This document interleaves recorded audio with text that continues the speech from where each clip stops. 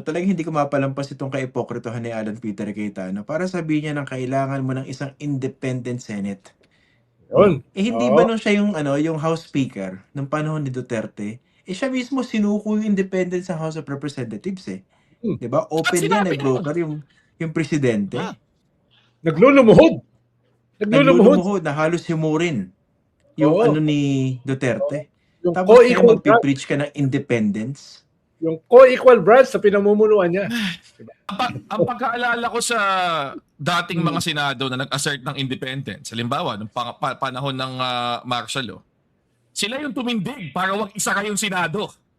Ngayon ako nakarinig na para i-assert ng independence sa senado, wag na lang tayo magtrabaho. Wag na lang tayo pumasok. Manahimik tayo. Papatayan ka pa ng wifi, ha? Yeah, sabi nga ni Christian kanina, yung Senate President, leading the majority, ang nagbo-boycott ng majority, ng session. Sarili niya session. By the way, malinaw na paglabag sa sariling rules ng Senate. Kasi nakalagay sa Senate rules, pwede ka lang mag-suspend ng session kung mag-agree yung Senate President, yung Majority Leader, at yung Minority Leader. Na hindi niya ginawa. Exactly. Hindi niya ginawa. Basta hindi sila nagpakita. Sana, ngayon ako nakakita ng ganyan eh. Hindi lang sa Pilipinas sa buong kasaysayan ng mga parliaments sa buong mundo. Ngayon ako nakakita na yung majority ang hindi nagpakita.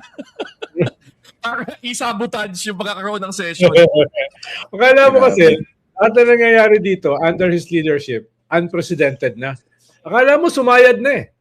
Akala mo sumayad na. Pero pa pala. Huhukayin mo pa. No? Hindi pa sumasayad. Hindi pa sumasayad. Diba? Halimbawa, ngayon, no? Anong gagawin mo ngayon rito, Barry? Diba? Dahil kinakailangan may mag-open ng session. Tama. Diba?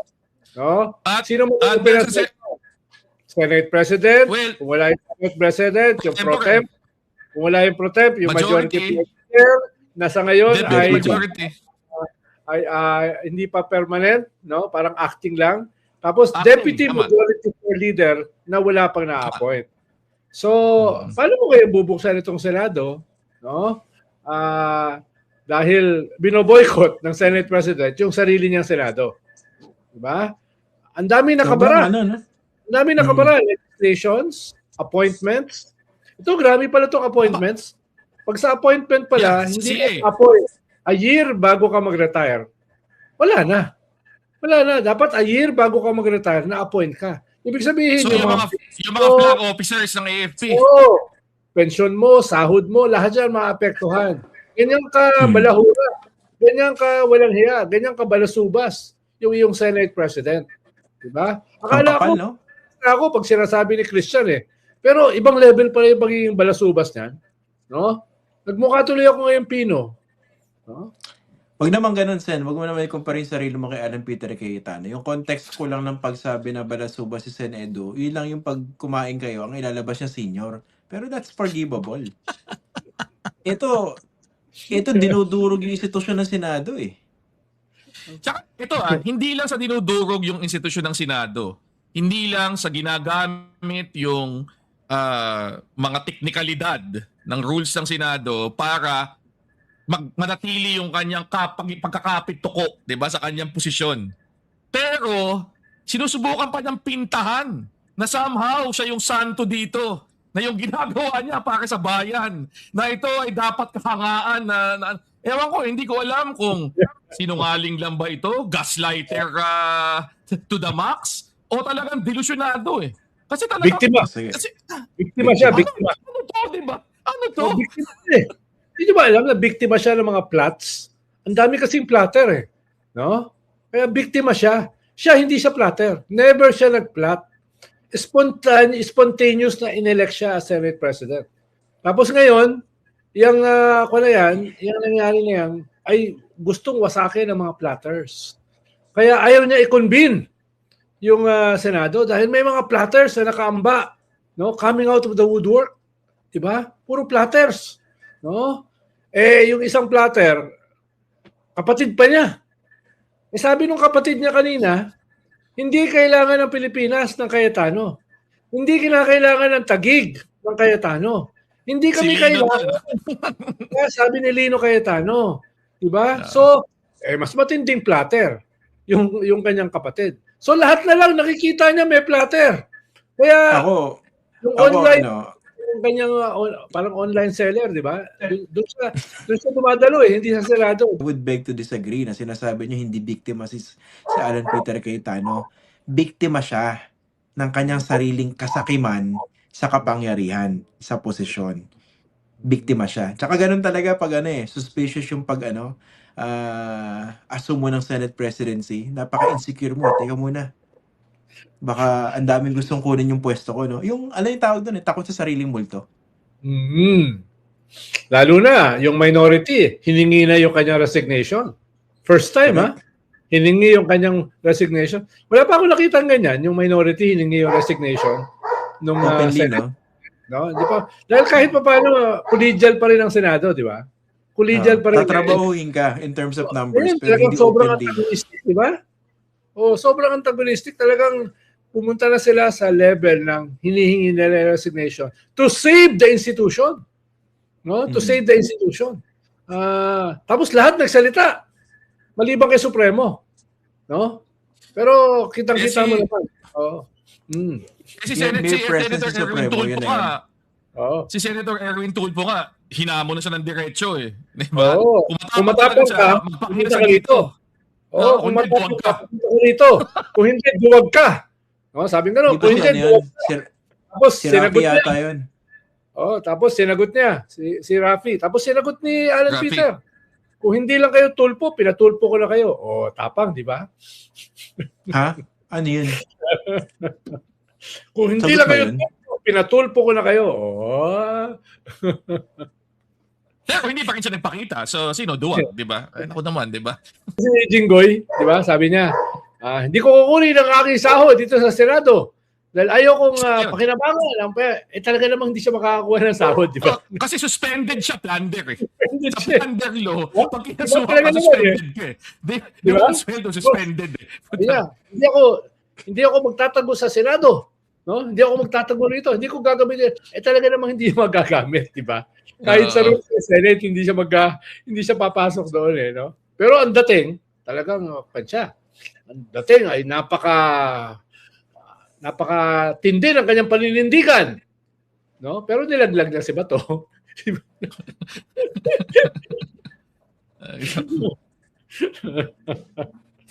Wala akong masabi. Ito na lang. Ito na lang masasabi ko. Tsaka sa akin, yung parang outrage na sinubukang ipamalas ni Senator Jinggoy Estrada dahil siya ay nakasuhan ng plunder. Mas kapani-paniwala sana yun kung hindi ito pangatlong beses na nakasuhan siya ng plunder Alam mo ba yun? Para kung nakasuhan ka na ng 2001, nakasuhan ka ng 2014, tapos kinasuhan ka uli ngayon, parang medyo mahirap yata magsabi na biktima ako dito. Diba?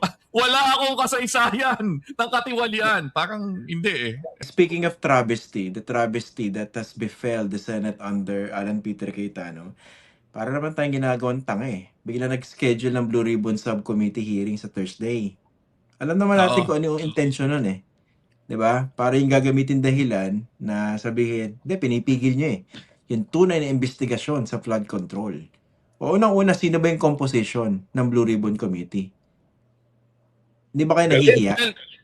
Ang gagaling. Yung vice chair lang isa, hindi na makakadalo dahil nakakulong na. Yung isang vice chair na malamang siya magpipreside, may kaso ngayon na pending sa ombudsman para sa indirect bribery na ang batayan walang iba kundi yung mismong inamin niya publicly na tumanggap siya ng 75 million pesos habang siya ay congressman. Okay, napaka-credible. At siya yung head ng subcommittee.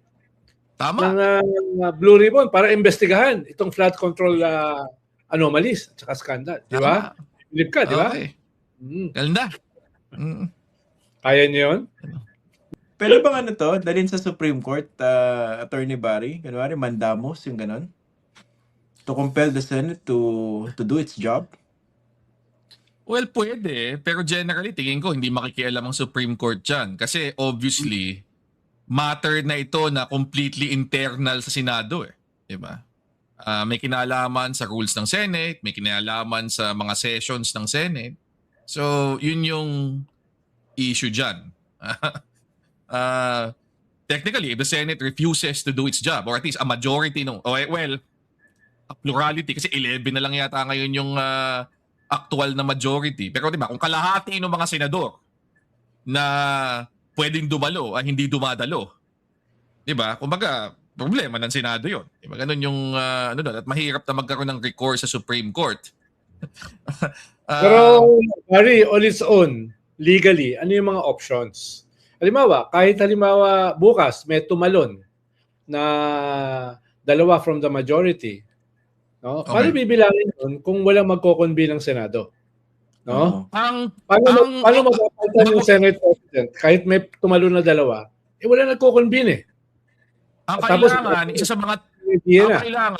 isa sa mga tumalon, either yung current Senate pro tempore o si Senator Loren Ligarda, Baka magulit kami ng yung sobra doon. o yung acting majority leader mo na si Senator Joel Villanueva. Kasi sila lang ang actually authorized currently under the Senate rules na mag-convene. Ngayon, Kung wala yung Senate President. ang isang daring na pwede mong gawin, kung meron ka na ng 13, mag-convene ka. Sabihin mo na inabandon ng Senate President yung kanyang responsibilities, and as a majority, pwede kayong magpatawag ng ganitong session, and then magpasa kayo ng and then bahala na sila mag-question sa Supreme Court. Parang Kung legal parang o hindi. plenary powers. Tama? Pero di ba pwede mong invoke yun kung 3 araw na walang session? Oo. Last day na bukas eh. Di ba? Pwede mong i-invoke abandonment. Diba? Oo nga, no? And Tapos, then, si Cayetano yung pumunta sa Supreme Court. Siya problema ron. siya magpunta sa Supreme Court to question kung pero i-argue niya na yung kanyang deliberate dereliction of duty, yung hindi pagpasok ng sadya, di ba, legal, di ba, o Pero, constitutional.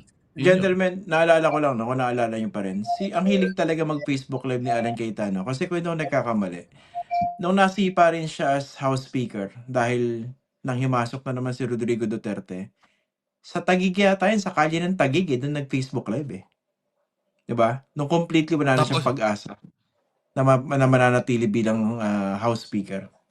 Diba? Talagang na-reduce siya sa ganti. No? Anong klase kang leader kung ganun ka umasta? Actually, di ba nga, ako tingin ko nga, di ba nung isang araw naglabas ng statement yung mga pamilya ng mga dating senador, di ba, na sa dating Senado. Naisip ko lang kasi na sa isang Senado na meron pang dangal yung karamihan, kung ganyan yung sitwasyon, na ikaw yung duly elected Senate President, pero obviously wala ka ng suporta ng majority. Di ba? Parang wala ka nang mahawakang majority to the point na hindi ka na nga nagse-session dahil alam mong matatalo kayo sa butuhan. Mag-resign ka na lang eh. Di ba? At hayaan mong ang isang tao na mas pwedeng mag-create ng consensus for leadership ang mamuno. Kasi yun lang ang tanging paraan para makapagtrabaho yung Senado. Eh. Pero yung fact na hindi niya ginagawa yon, mukhang na hindi tumatawid sa isip niya yon. At ang first option niya ay, mas gusto ko pang isabotahin na lang ang trabaho ng Senado. Gumuho na tayo dito. Kahit na wala nang mangyari, wala nang magawa, lahat ng mga pending na appointments, mga batas, etc. Wala na lahat yan. Para lang manatili ako sa pwesto, para sa akin, yun yung pinakamalinaw na indikasyon kung ano yung klaseng pagkatao nitong kasalukuyan nating Senate President.